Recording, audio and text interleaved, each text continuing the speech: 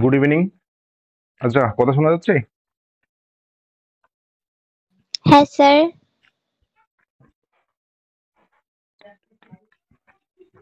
তাহলে আজকে কি শুরু হবে? আমরা আগের দিন যে 5 প্রকার যে যৌগিক বচন রয়েছে, নিষেধক বচন, সংযৌগিক বচন, প্রাকল্পিক বচন, বৈকল্পিক বচন, দ্বিপ্রাকল্পিক বচন, এই 5 প্রকার যৌগিক বচনের মধ্যে আমরা নিষেধক বচন নিয়ে আগের দিন আলোচনা করেছিলাম, মানে গতদিন আলোচনা করেছিলাম। তো আজকে আমরা শুরু করি সংযৌগিক বচন। ম্যাটেরিয়ালস লিখে নিয়ে এসো। স্যার হ্যাঁ পুরোটা লেখা হয়নি। স্যার পুরোটা লেখা হয়নি। 5টা পেজ হয়েছে 8টা পেজের মধ্যে। আচ্ছা, পুরোটা লিখতে হবে না, পুরোটা ক্লাসও হবে না আজকে। সংযৌগিক হ্যাঁ ওটা। বচন। আচ্ছা দেখো, প্রথম প্রশ্নটা কি রয়েছে? সংযৌগিক বচন কাকে বলে, উদাহরণ দাও। কি বলছে? যে যৌগিক বচনের উপাদান বচনগুলি বা অংশগুলি এবং কিন্তু ও আর বা অনুরূপ যোজক দ্বারা যুক্ত থাকে তাকে সংযৌগিক বচন বলে। যেমন রাম সৎ এবং শ্যাম সৎ। দেখো, আমরা কি জানি?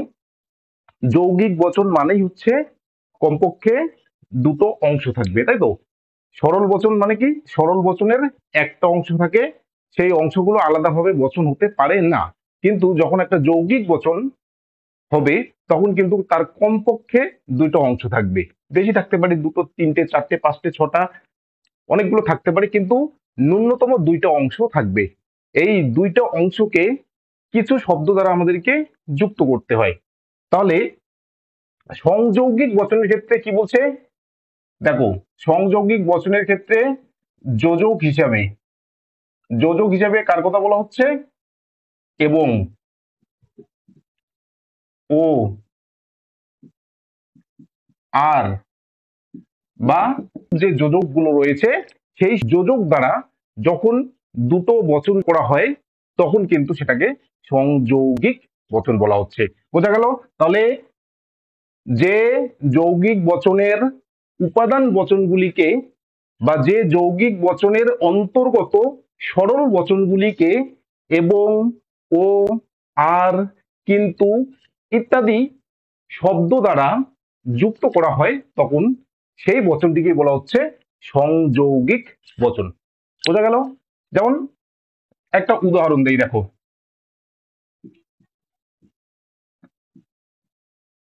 রাম হয় মানুষ। দেখো, রাম হয় মানুষ, এটা কি? এটা হচ্ছে একটা সরল বচন। তাহলে রাম হয় মানুষ, এই বচনটা হচ্ছে সরল বচন।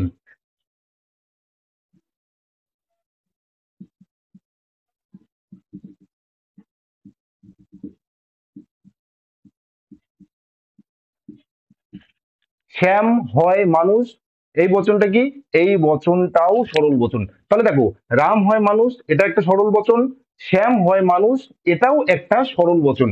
তাহলে এই দুটো সরল বচনকে যদি আমরা যুক্ত করতে চাই তাহলে কিন্তু কোনো না কোনো শব্দ বসিয়ে, অর্থাৎ কোনো না কোনো যোজক বসিয়ে কিন্তু এই দুটো বচনকে যুক্ত করতে হবে।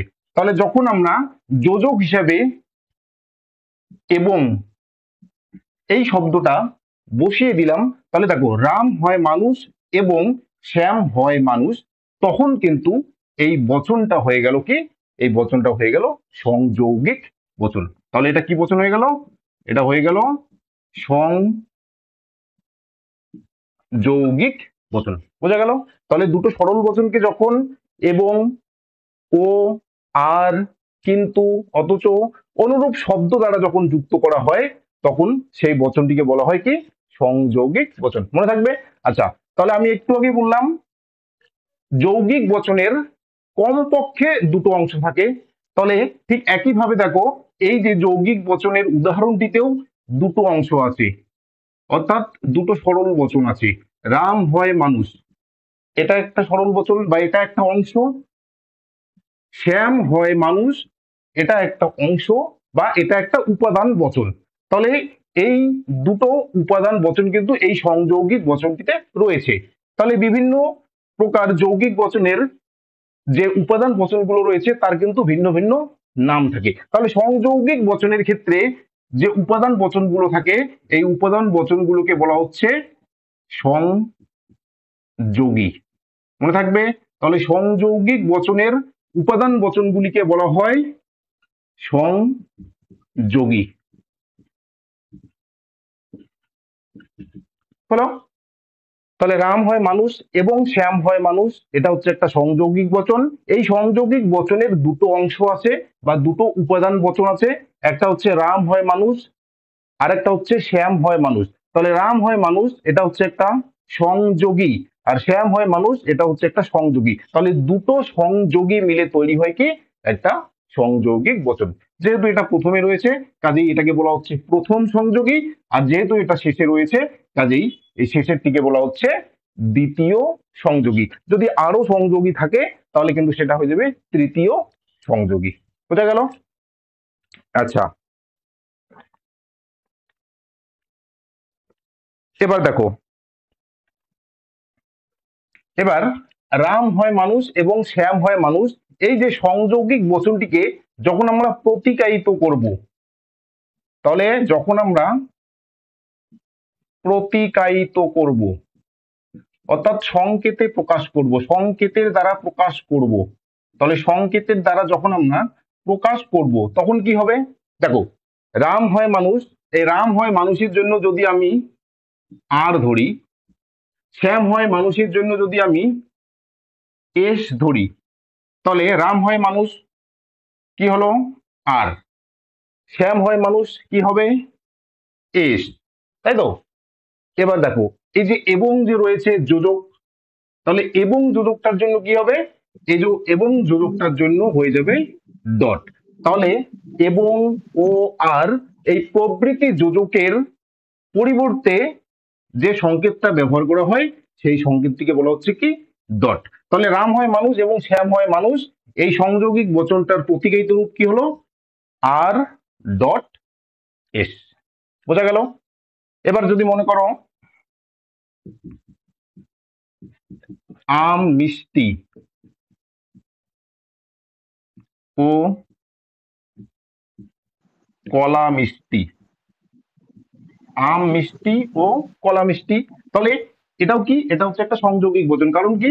কারণ এই যে ও রয়েছে, আমরা জানি ও দিয়ে যুক্ত বচন, ও দিয়ে যখন দুটো বচন যুক্ত থাকে তখন সেটাকে সংযোগিক বচন বলে। তাহলে আম মিষ্টি এটার জন্য যদি আমি ধরি এ, আর কলা মিষ্টি এটার জন্য যদি আমি কে ধরি, তাহলে এই যে বচনটা রয়েছে এই বচনটার প্রতিকায়িত রূপ কি হবে? এ কে। আর যেহেতু ও রয়েছে আমরা একটু আগে দেখলাম এবং ও আর, অথচ এই এই যোজকগুলোর জন্য কোন সংকেত ব্যবহার করা হয়? ডট। তাহলে কি হয়ে গেল? A dot K. বোঝা গেল? তাহলে এই হচ্ছে সংযৌগিক বচন। এতদূর পর্যন্ত কারো সমস্যা থাকলে বলো। না স্যার।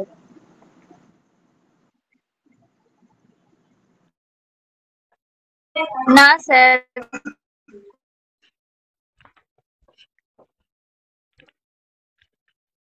কোনো সমস্যা নেই তো? না। আচ্ছা, এবার দেখো, তাহলে সংযোগী বচন কাকে বলে উদাহরণ দাও, আমরা মোটামুটি এটা বুঝে গেলাম। এবার এখানে দেখো একটা জিনিস মনে রাখতে হবে, আমি এখানে শুধুমাত্র তিনটে শব্দ লিখেছি তাই তো, এবং ও আর, আরো অনুরূপ শব্দ কিন্তু আছে। কি কি সেগুলো? দেখো, যদিও, আরো, তথাপি, সত্ত্বেও, অথচ, এরপরে কি রয়েছে? কমা। কমা বলতে কোন কমাকে বোঝাচ্ছে? কমা বলতে এই যে এটা কমা, তারপরে কি রয়েছে? সেমিকোলন, এই যে এগুলোও যদি থাকে তাও কিন্তু সেটা সংযৌগিক বচন হবে। যেমন আমি একটা উদাহরণ দিই,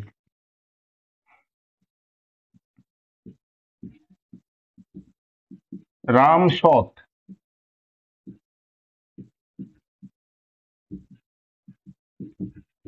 দেখো রাম সৎ, কমা রয়েছে, তারপরে রয়েছে শ্যাম সৎ। তাহলে রাম সৎ এটার জন্য যদি আর ধরি, শ্যাম সৎ এটার জন্য যদি আমরা পি ধরি, তাহলে কি হবে? সংকেত, সংকেতের মাধ্যমে যদি প্রকাশ করি তাহলে হবে আর, এই যে কোমা রয়েছে তাহলে কোমা ডট, আর শ্যামের ডট জন্য কি ধরেছিলাম? শ্যাম সতের জন্য কি ধরেছিলাম? পি। তাহলে পি। প্রতিকায়িত হবে কি আর ডট পি। বোঝা গেল?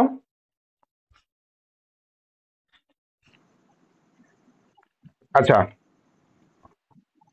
তাহলে রামসৎ কমা শ্যামসৎ, এটার প্রতিগায়িত রূপ হলো আর ডট পি। এখানে তুমি যা ধরবে সেটাই কিন্তু এখানে বুঝবে। এখানে যদি এ ধরো তাহলে এ হবে, যদি এটাকে বি ধরো বি হবে। কিন্তু এই কমার পরিবর্তে ডটকে কিন্তু তুমি পরিবর্তন করতে পারবে না। তাহলে কি এবং ও আর এই সমস্ত যোজকের পরিবর্তে যেটা বসে সেটাকে কি বলে, সেটাকে ধ্রুবক বলা হয়, তাই তো। ধ্রুবক কিন্তু কখনো পরিবর্তন করা যায় না। আমরা আগের গত ক্লাসে দেখেছিলাম, কিন্তু প্রথম ক্লাসে হয়তো দেখেছিলাম যে ধ্রুবককে কখনোই পরিবর্তন করা যায় না, কিন্তু বচন গ্রাহককে, এগুলো কি, এই যে আর পি এগুলো হচ্ছে বচন গ্রাহক, এগুলোকে পরিবর্তন করা যায়। কেমন করে? রাম সদ, এটার জন্য আমি আর ধরেছিলাম, আমি আর না ধরে এটাকে আমি এও ধরতে পারি, কিন্তু এই যে কমার পরিবর্তে আমি অন্য কিছু ধরতে পারবো না। কমার পরিবর্তে আমাকে ডটই ধরতে হবে। বোঝা গেল? আচ্ছা,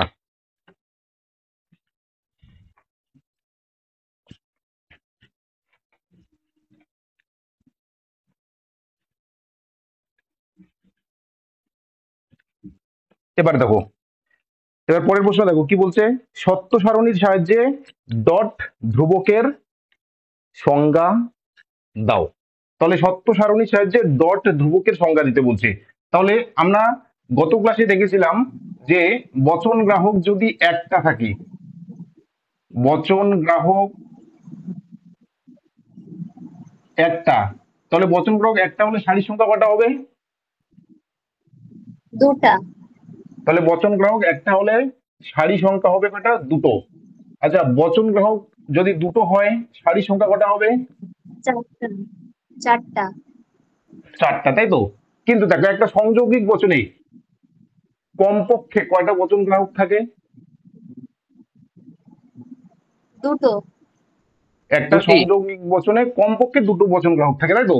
রাম হয় মানুষ, এটা একটা বচন, তাহলে এই বচনটার পরিবর্তে যদি আমি পি লিখি, শ্যাম হয় মানুষ, এই বচনটার পরিবর্তে যদি আমি কিউ লিখি, তাহলে বচনের পরিবর্তে যে বর্ণগুলো বসা হয় সেগুলোকে বচন গ্রাহক বলে। যদি পদের পরিবর্তে আমরা কোনো বর্ণ বসাতাম তাহলে সেটাকে পদ গ্রাহক বলা হয়, তাই তো। তাহলে বচনের পরিবর্তে যদি কোনো বর্ণ আমরা বসাই তাহলে সেটাকে বচন গ্রাহক বলা হয়। পদের পরিবর্তে যখন আমরা কোনো বর্ণ বসাই তখন কিন্তু সেটাকে পদ গ্রাহক বলা হয়। আচ্ছা, তাহলে এবার দেখো, তাহলে একটা সংযোগিক বচনে দুটো বচন গ্রাহক থাকে, তাহলে দুটো বচন গ্রাহক, তাই তো। এই যে পি আর হচ্ছে কিউ, তাহলে দুটো বচন গ্রাহক থাকলে সারির সংখ্যা কয়টা হবে? চারটা। তাহলে দুটো বচন গ্রাহক থাকলে সারির সংখ্যা হবে চারটা, তাই তো। আচ্ছা, তাহলে পি এর সত্যমূল্যগুলো কি কি হবে? টি টি এফ এফ। তাহলে দুটো টি দুটো এফ, যেহেতু চারটা সারি সংখ্যা রয়েছে, তাই তো। তাহলে কিউ এর এখানে কি হবে? একটা টি টি একটা এফ এফ, টি এফ। একটা টি একটা এফ। আমাকে ডটের সংজ্ঞা দিতে বলছে, তাহলে পি ডট কিউ। আচ্ছা, এবার দেখো, একটা সংযৌগিক বচন তখনই সত্য হয় যখন তার দুটো সংযোগী সত্য হয়। কি বললাম? একটা সংযৌগিক বচন তখনই সত্য হয় যখন তার দুটো সংযোগী সত্য হয়। তাহলে এটা একটা সংযোগী, এটা একটা সংযোগী, তাই তো, আর এটা হচ্ছে সংযৌগিক বচন। তাহলে দেখো দুটো সংযোগী সত্য কোথায় রয়েছে? একদম প্রথম সারিতে, তাই তো। প্রথম একটা। প্রথম। এটা হচ্ছে প্রথম সারি, এটা প্রথম সারি, এটা দ্বিতীয় সারি, এটা তৃতীয় সারি, এটা চতুর্থ সারি। তাহলে প্রথম সারিতে দেখো দুটোই কিন্তু সত্য রয়েছে, তাই তো। পি এর সত্যমূল্য সত্য, আবার কিউ এর সত্যমূল্য সত্য। তাহলে দুটো সত্য থাকার জন্য এই সংযোগী বচনটা কি হবে? সত্য হয়ে যাবে। আর যে কোনো একটা যদি মিথ্যা থাকে তাহলে সংযোগী বচনটা কি হয়ে যাবে? মিথ্যা হয়ে যাবে। মিথ্যা। তাহলে সংযোগী বচনটা কি হয়ে যাবে? মিথ্যা হয়ে যাবে। তাহলে এর সত্যমূল্য যদি আমরা বার করি, তাহলে পি ডট কিউ এর সত্যমূল্য কিন্তু এই সারণীটির সাহায্যে আমরা বের করলাম। তাহলে আমরা কি বলতে পারি? পি ডট কিউ এর সম্ভাব্য সকল সত্যমূল্য এই সারণীটির সাহায্যে ব্যাখ্যা করা হয় বলে বা ব্যাখ্যা করা যায় বলে এই সারণীটিকেই বলা হচ্ছে কি ডট ধ্রুবকের সংজ্ঞা। কে বোঝো নাই বলো। আবার বলবেন? কোথায় সমস্যা বলো। সাময়িকটাতে।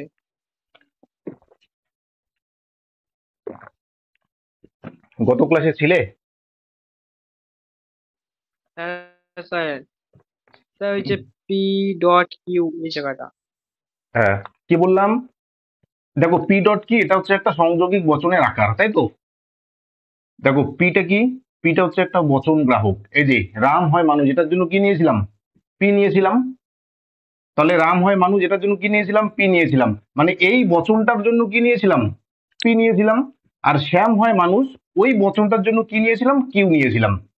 আর এই যে এবং এর জন্য কি হয়েছে? ডট হয়েছে। তাহলে আমার এই যে রাম হয় মানুষ এবং শ্যাম হয় মানুষ, এই সংযৌগিক বচনটার আকার কি হলো? P dot Q. মানে যে কোনো সংযোগী বচনের আকারই এটা হবে পি ডট কিউ। এবার দেখো কি বললাম, সংযৌগিক বচনের উপাদান বচনগুলিকে কি বলা হয়? সংযৌগিক বচনের উপাদান বচনগুলিকে বলা হচ্ছে সংযোগী। ফলে একটা সংযৌগিক বচন কখন সত্য হবে? একটা সংযৌগিক বচন তখনই সত্য হবে যখন দুটো সংযোগী কি হবে? দুটো সত্য হবে। সংযোগী। তাহলে দুটো সংযোগী যখন সত্য হবে, দুটো সংযোগী যখন সত্য হয় তখনই কিন্তু একটা সংযোগী বচন কি হয়? সত্য হয়। মানে টি ডট টি, টি হয়, বাকি সব কি হবে? এফ হয়। তাহলে টি ডট টি, টি হয়, বাকি সব এফ হয়। দেখো এখানে পি এর নিচে কি আছে? টি আছে। কিউ এর নিচে কি রয়েছে? টি রয়েছে। তাহলে দেখো দুটো সংযোগী কিন্তু সত্য। তাহলে দুটো সংযোগী সত্য হওয়ার জন্য এই যে সংযোগিক বচনটা কি হয়ে গেল? সত্য হয়ে গেল। এবার দ্বিতীয় সারিতে কি রয়েছে দেখো, প্রথম সংযোগীটা সত্য কিন্তু দ্বিতীয় সংযোগীটা মিথ্যা। তাহলে একটা সত্য বেরোলো, একটা মিথ্যা বেরোলো। তাহলে সত্য এবং মিথ্যা বেরোনোর জন্য সংযোগী বচনটা কি হয়ে যাবে? মিথ্যা হয়ে যাবে। যেহেতু এখানে দেওয়াই আছে টি ডট টি সমান সমান টি হয়, আর বাকি সব এফ হয়। এবার দেখো তৃতীয় সারিতে দেখো এফ, এফ বেরোইছে, আবার কিউ এর সত্যমূল্য কি? টি। তাহলে একটা টি একটা এফ, তাহলে একটা টি একটা এফ মানে কি হবে? এফ হবে। এবার চতুর্থ সারিতে দেখো দুটোই এফ রয়েছে, তাহলে দুটোই এফ থাকার জন্য কি হবে? এফ হবে। কাজে দুটোই যখন টি হবে তখন শুধুমাত্র টি হবে। আর একটা টি একটা এফ যদি থাকে বা দুটোই এফ যদি থাকে তাহলে কিন্তু সেক্ষেত্রে এফ হবে। বোঝা গেল? হ্যাঁ স্যার।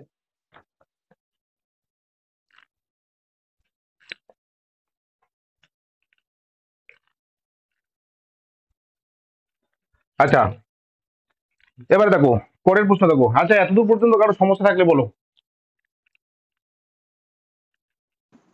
না স্যার, কোনো সমস্যা নেই। বাকিগুলো না স্যার, কোনো না সমস্যা স্যার। নেই।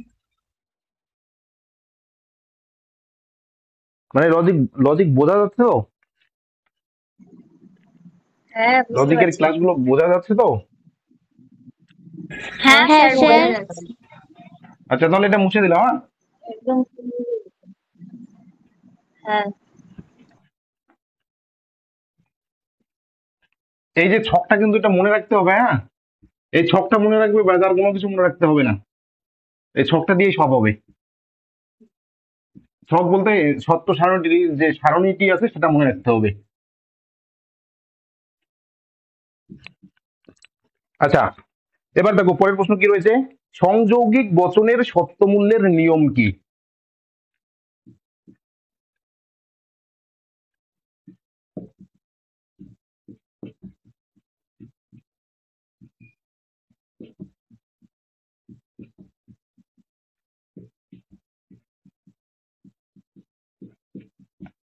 কি বলছে? সংযৌগিক বচনের সত্যমূল্যের নিয়ম। আচ্ছা সংযৌগিক বচন কোনটা? এই যে এটা হচ্ছে সংযৌগিক ডট বচন, কিউ। তাই তো? এটা কিন্তু না।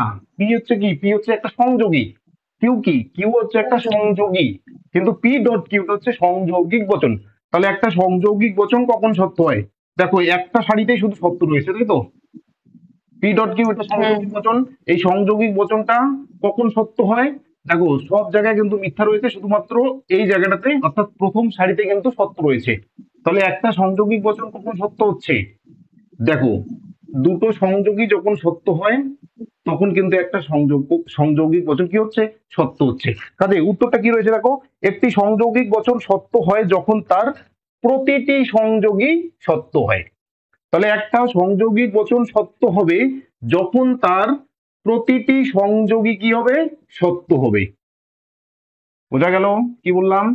P Q R S, T T F T, T T T T, তাহলে P dot Q dot T R dot, তাহলে P dot Q dot R dot S. এবার দেখো, বলতো এখানে কোন সারিতে সংযোগিক বচনটা সত্য হবে? সেকেন্ড। দ্বিতীয়। দ্বিতীয়। তাহলে এই যে দ্বিতীয় সারিতে কিন্তু সংযোগী বচনটা কি হবে? সত্য হবে। কেন সত্য হবে? কারণ এখানে প্রত্যেকটি সংযোগী কি রয়েছে? সত্য রয়েছে, তাই তো। এবার প্রথমের সারিটাতে কিন্তু সংযোগী বচনটা সত্য হবে না, কারণ কি এখানে একটা সংযোগী দেখো মিথ্যা রয়ে গেছে। কাজেই সংযোগিক বচনের সত্য মূল্যের নিয়মটা কি? একটা সংযোগিক বচন তখনই সত্য হবে যখন তার প্রতিটি সংযোগী কি হবে? সত্য হবে। যদি 100টা সংযোগী দেওয়া থাকে তাহলে 100টা সংযোগীকেই সত্য হতে হবে, তবেই কিন্তু সংযোগিক বচনটা সত্য হবে। দেখা গেল 99টা সত্য কিন্তু একটা সংযোগী মিথ্যা, তাও কিন্তু সংযোগিক বচনটা সত্য হবে না। বোঝা গেল? আচ্ছা, তাহলে এটা গেল সত্যর নিয়ম। এবার একটা সংযোগী বচন মিথ্যা কখন হবে? দেখো এখানে মিথ্যা রয়েছে, এখানে একটা এফ রয়েছে, এখানে মিথ্যা রয়েছে, এখানেও একটা এফ রয়েছে, এখানে মিথ্যা রয়েছে, এখানেও দুটো এফ রয়েছে। তার মানে কি একটা সংযোগী বচন কখন মিথ্যা হচ্ছে? যখন যে কোনো একটা সংযোগী মিথ্যা হয়ে গেলে একটা সংযোগী বচন কি হয়ে যাচ্ছে? মিথ্যা হয়ে যাচ্ছে। তাহলে কি বলছে? একটি সংযোগী বচন মিথ্যা হয় যখন তার অন্তত একটি সংযোগী মিথ্যা হয়। তাহলে দুটো সংযোগী যদি সত্য হয়, সংযোগিক বচনটা সত্য হয়। যে কোনো একটা সংযোগী যদি মিথ্যা হয়, সংযোগিক বচনটা কি হয়? মিথ্যা হয়। দেখো দ্বিতীয় সারিতে একটা সংযোগী মিথ্যা, তৃতীয় সারিতেও একটা সংযোগী মিথ্যা, চতুর্থ সারিতেও তো দুটো সংযোগী মিথ্যা। তাহলে একটা অন্তত পক্ষে একটা যদি মিথ্যা হয় সংযোগী, তাহলেই কিন্তু সংযোগিক বচনটা কি হয়? মিথ্যা হয়ে যায়। কাজে এটা মুখস্থ করার দরকার নেই, এটা ছকটা দেখলেই তো বোঝা যায় যে পি ডট কিউ একটা সংযোগিক বচন সত্য কখন হয়, মানে পি ডট কিউ সত্য কখন হবে। তাহলে পি ডট কিউ সত্য কখন হবে? যখন পি সত্য আর কিউ সত্য হবে, তাই না? তাহলে পি সত্য এবং কিউ সত্য হলে কি হবে? পি ডট কিউ সত্য হবে। আর পি ডট কিউ মিথ্যা কখন হবে? যখন পি এবং কিউ এর মধ্যে যে কোনো একটা মিথ্যা হবে, তখনই সংযোগিক বচনটা কি হবে? মিথ্যা হবে। বোঝা গেল? হ্যাঁ স্যার।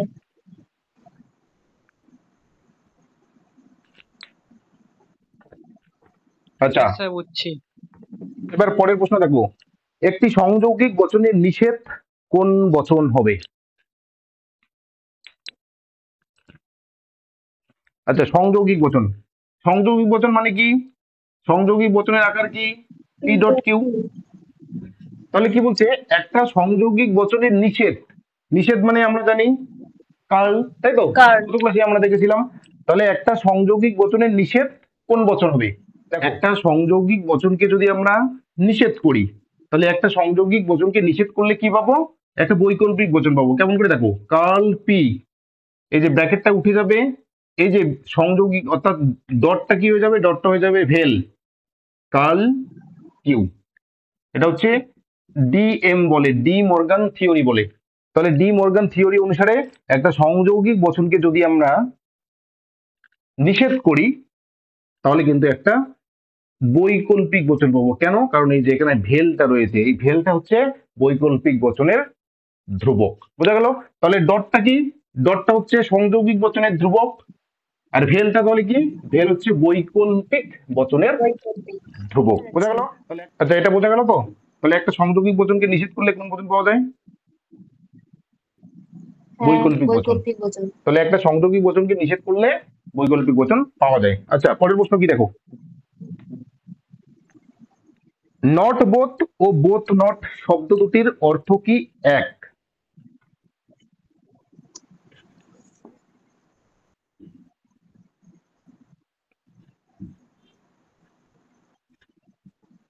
স্যার থিওরিটা কি মনে রাখতে হবে?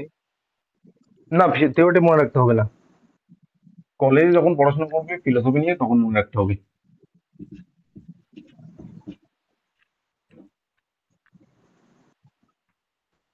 বুঝলো?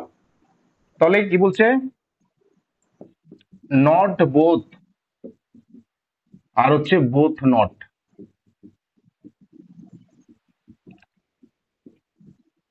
এক্ষেত্রে এই ধরনের প্রশ্নে যদি থাকে একসঙ্গে নয় কোনোটি, মানে একসঙ্গে নয় উভয় নয়, ঠিক আছে, এক্ষেত্রে তোমরা বাংলা প্রশ্নটার সঙ্গে সঙ্গে ইংরেজি প্রশ্নটাও একটু লক্ষ্য দেবে, ঠিক আছে, পরীক্ষার সময়।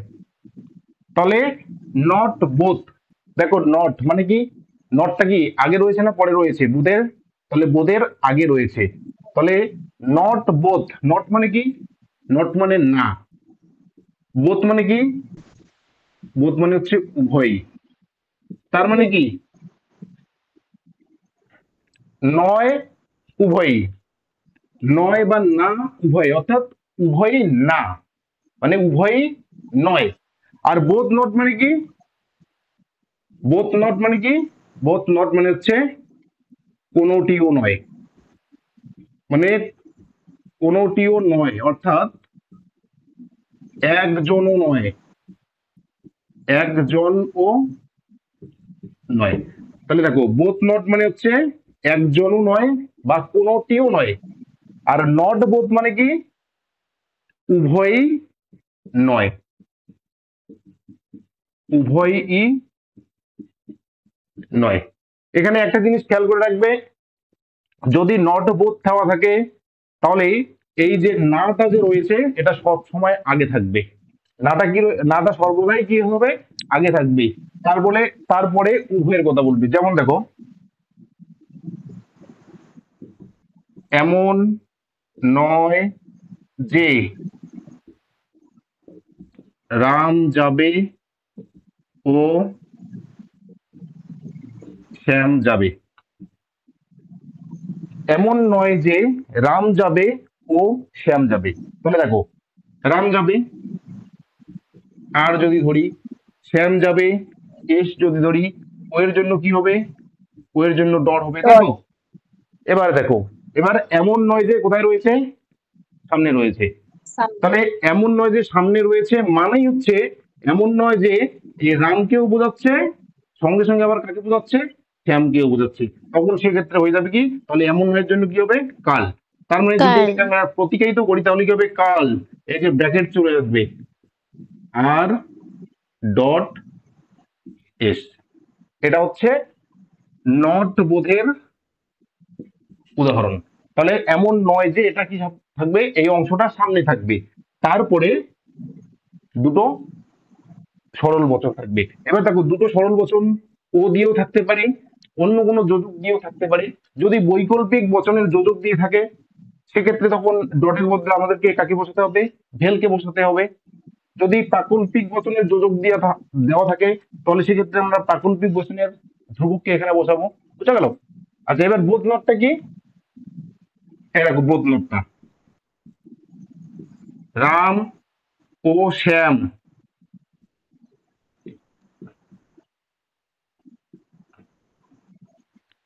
উভয়ের একজনও যাবে না। তাহলে রাম ও শ্যাম উভয়ের একজনও যাবে না। তাহলে রাম ও শ্যাম উভয়ের একজনও যাবে না মানে হচ্ছে কি, রামও যাবে না এবং শ্যাম ও যাবে না। তাহলে রাম যাবে নার জন্য যদি আমরা আর ধরি, শ্যাম যাবে নার জন্য যদি আমরা এস ধরি, ও এর জন্য কি হবো, ডট, তাই তো? তাহলে রাম যাবে, রাম যাবে জন্য কি ধরলাম, আর রাম যাবে না তাহলে কি হবে, নট আর বা কাল আর। আর শ্যাম যাবে জন্য এস ধরেছি, কি বলছে, শ্যাম যাবে না তার জন্য কি ধরতে হবে, কার্ল এস। তার মানে কি হয়ে গেল, curl R dot curl S. এটা হচ্ছে বোথ নট এর আকার। তাহলে নট বোধের আকার হচ্ছে কার্ল থাকবে ব্র্যাকেটের ভিতর, দুটো বচন থাকবে, বচন গ্রাহক থাকবে। আর বোধ নটের ক্ষেত্রে দেখো কোন রকম ব্র্যাকেট থাকবে না, অর্থাৎ নেগেশনটা সরল বচনগুলোর সামনে চলে আসবে। তাহলে দেখো এটা সরল বচন, এই সরল বচনের সামনে চলে আসলো নেগেশন বা নট, এটাও সরল বচন, এটার সামনে চলে আসলো নট। বোঝা গেল নট বোধ আর বোধ নটের মধ্যে পার্থক্যটা?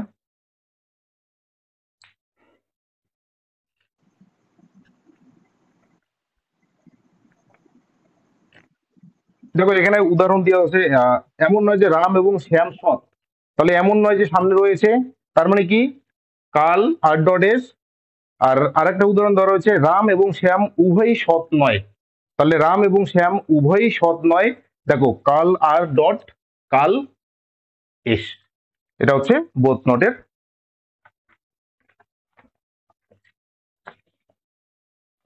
আচ্ছা, এবার কিছু বাক্যের প্রতিকায়িত রূপ, কিছু বাক্যের প্রতিকায়িত রূপ লেখা আছে তোমাদের? হ্যাঁ স্যার, লেখা আছে।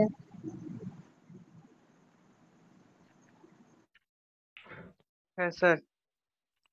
আচ্ছা বলো, এই যে কিছু বাক্যের যে প্রতিকায়িত রূপ দেওয়া আছে, এখান থেকে কারো কোনো সমস্যা থাকলে বলো। না, কোনো সমস্যা নেই। বাকিগুলো বলো কোনো সমস্যা থাকলে।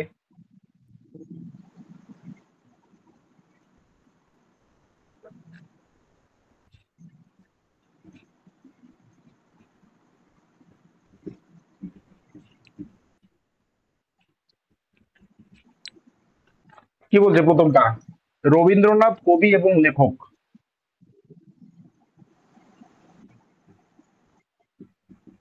রবীন্দ্রনাথ কবি এবং লেখক, তাহলে রবীন্দ্রনাথ কবি এবং লেখক, তাহলে এটা হচ্ছে একটা সংযৌগিক বচন। তাহলে আমরা যদি ধরি ধরি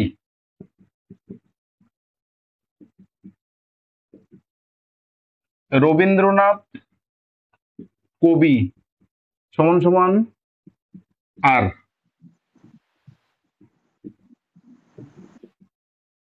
রবীন্দ্রনাথ লেখক সমান সমান পি, তাহলে রবীন্দ্রনাথ কবি এবং লেখক, এটার জন্য কি হবে, কবির জন্য কি ধরেছিলাম আর, লেখকের জন্য কি ধরেছিলাম পি,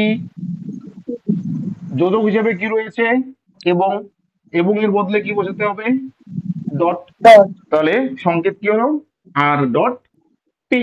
পি। আচ্ছা, এবার দ্বিতীয় যে বাক্যটা রয়েছে, বচনটা রয়েছে, দেখো মধু বুদ্ধিমান কিন্তু অলস। দেখো এখানে কিন্তু কিন্তু রয়েছে, তাহলে বুদ্ধিমান কিন্তু অলস, তাহলে কিন্তু থাকলে কি হবে ডট হবে। ডট রাম বাজারে যায় কিন্তু শ্যাম বাজারে যায় না। দেখো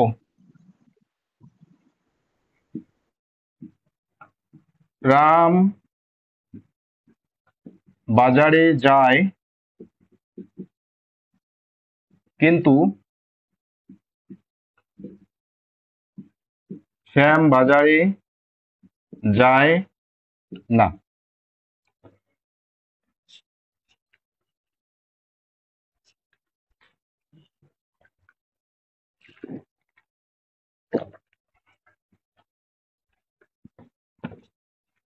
তাহলে রাম বাজারে যায়, এটার জন্য যদি আর ধরি, শ্যাম বাজারে যায়, এটার জন্য এস ধরলাম, সঙ্গে কি আছে না আছে, না মানে কি, না, না মানে নিষেধ, নিষেধক চিহ্ন সবসময় কোথায় হয়, সর্বদাই আগে হয়, তাই তো?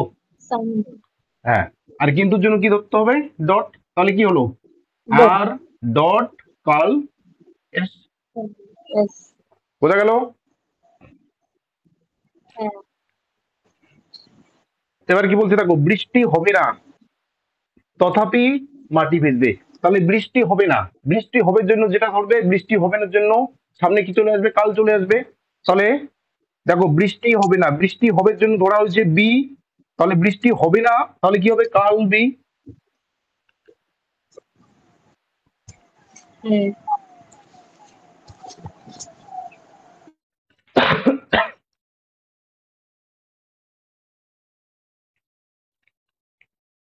তাই তো? তাহলে বৃষ্টি হবে না, তথাপি মাটি ভিজবে, তাহলে তথাপি থাকলেও কি হবে? ডট। তথাপি থাকলে কি হবে? ডট। এবার কি বলছে দেখো, অমল বিমল চয়ন বুদ্ধিমান ছেলে, দেখো কমা কমা রয়েছে, তাই তো? অমল বিমল চয়ন বুদ্ধিমান ছেলে, তাহলে অমল বিমল চয়ন বুদ্ধিমান ছেলে, তাহলে অমল বুদ্ধিমান ছেলে ধরলাম এ, বিমল বুদ্ধিমান ছেলে ধরলাম বি, চয়ন বুদ্ধিমান ছেলে ধরলাম সি। এই যে কমা কমা রয়েছে, কমা কমার জন্য কি হয়? ডট হয়। আমরা একটু আগে দেখলাম কমা কমা থাকলে কি হয়? ডট হয়, তাই তো? ডট। তাহলে অমল বিমল চয়ন বুদ্ধিমান ছেলে, তাহলে এটার প্রতীকী রূপ হয়ে গেল কি? A dot B dot C. আচ্ছা, এবার কি আছে দেখো, যদু এবং মধু উভয়ই একসঙ্গে মেলায় যায় না, তাহলে যদু এবং মধু উভয়ই একসঙ্গে মেলায় যায় না। দেখো উভয়ই যদি মাঝখানে থাকে তাহলে কি হবে? উভয়ই মাঝখানে থাকলে বোথ নট। কি বললাম? উভয় যদি মাঝখানে থাকে তাহলে হবে বোথ, আর শেষে না থাকলে কি হবে? নট। তাহলে কি হলো? Both not. নোট। তাহলে উভয় নয় মানে কি? Both not. বোথ নট, আর বোথ নট হলে কি হবে? বোথ নট হলে এরকমটা হয়, তাই তো? এরকমটা হয়। তাহলে হ্যাঁ। দেখো যদু এবং মধু, তাহলে যদু এই যে জে এবং ডট মধু, তাহলে যদু এবং মধু উভয়ই একসঙ্গে মেলায় যায় না। তাহলে একসঙ্গে মেলায় যায় না মানে কি? উভয়ই মেলায় যায় না মানে কি?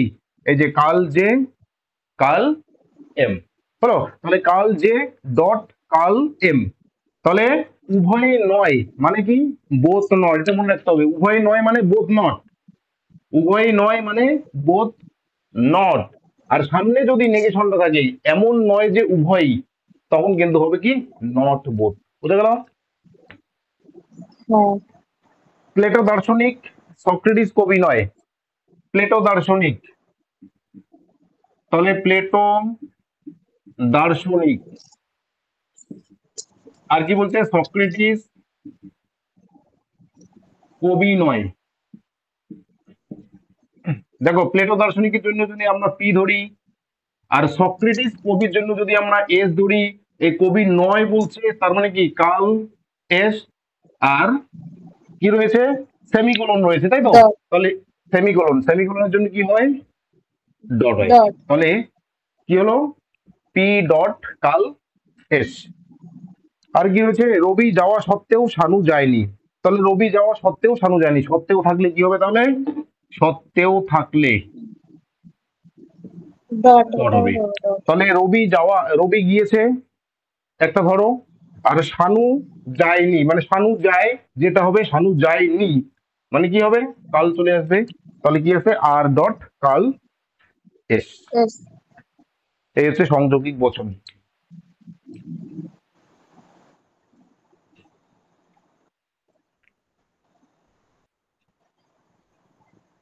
বলো, কারো কোনো সমস্যা থাকলে বলো। না স্যার। নেই স্যার।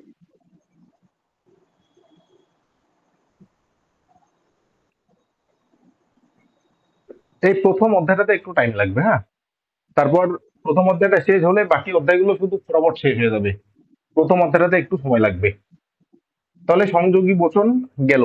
গত ক্লাসে আমরা নিষেধক বচন দেখেছিলাম, আজকে সংযৌগিক বচন হলো।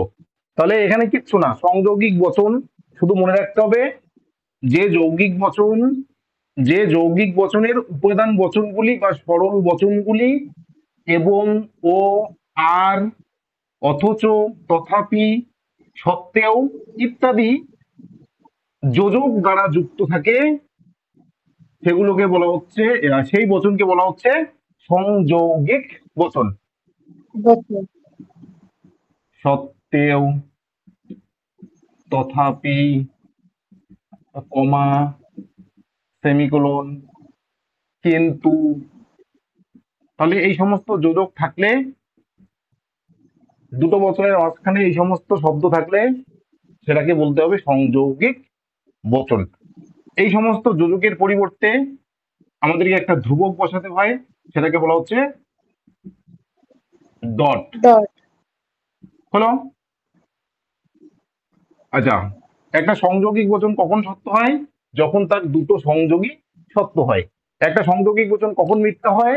যখন তার দুটো কমপক্ষে একটা সংযোগী মিথ্যা হয়। আর কি আছে? আর তো নাই কিছু সংযোগী বচনে।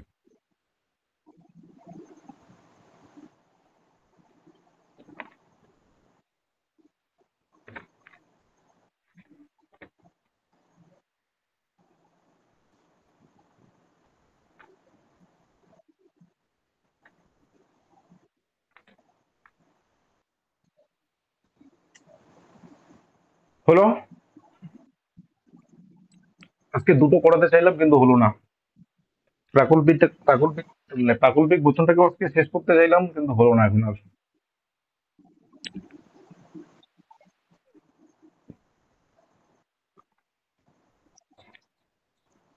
কি রয়েছে? প্রাকল্পিক রয়েছে, বৈকল্পিক রয়েছে,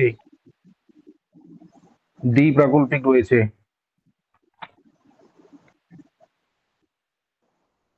আজকে করিয়ে দেন প্রাকল্পিক, হয়তো যাবে।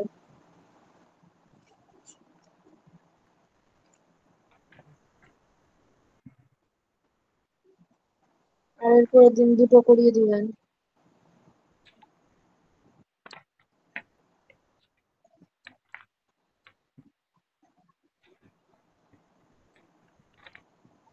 না, পরের দিন কি বার? শনিবার না? হ্যাঁ। শনিবারই করিয়ে দিব। শনিবারে একদম তিনটাই করিয়ে দিব। এই যে দেখো, কি বলে, প্রাকল্পিক বচনের ক্ষেত্রে এই যে চিহ্নটা রয়েছে, এই চিহ্নটা মানে হচ্ছে ইমপ্লাইজ না? এই চিহ্নটা মানে ইমপ্লাইজ। এই চিহ্নটা তোমরা খাতায় যখন লিখবে, যদি কেউ খাতায় লিখো তাহলে কিন্তু এই চিহ্নটাকে বসাবে না, এই চিহ্নটার বদলে এটা বসাবে। বুঝে গেল? টাইপিং এ মানে কি বলে, টাইপিং করার সময় এই চিহ্নটা পাওয়া যায় না কিবোর্ডে, কাজে এটাকে দিয়ে কাজ চালানো হচ্ছে। আবার এই যে ট্রিপল বার হচ্ছে কিপ্যাডে নেই, এর জন্য এই সমান সমান চিহ্ন দিয়ে চালানো হচ্ছে। বোঝা গেল? তাহলে এই চিহ্নটা মানে হচ্ছে এই চিহ্নটা, এটা তোমরা যখন খাতায় লিখবে তখন কিন্তু ট্রিপল বার দেবে। হলো? পরের দিন তাহলে আমি প্রাকল্পিক, বৈকল্পিক এবং দ্বিপ্রাকল্পিক তিনটাই শেষ করব পরের ক্লাসে।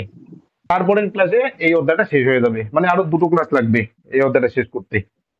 এরপরের মানে পরের দিনে এটা শেষ করে তারপরের ক্লাসে ওই সত্য সারণীর সাহায্যে আমরা সত্য মূল্য বার করবো। ওটা বেশি কিছু না, এই ক্লাসগুলো দেখো, ওগুলো এমনিতেই হয়ে যাবে, চোখ দিয়ে হয়ে যাবে, চোখ দিয়ে দেখলেই হয়ে যাবে। ঠিক আছে? বলো, কারো কোনো প্রশ্ন থাকলে বলো।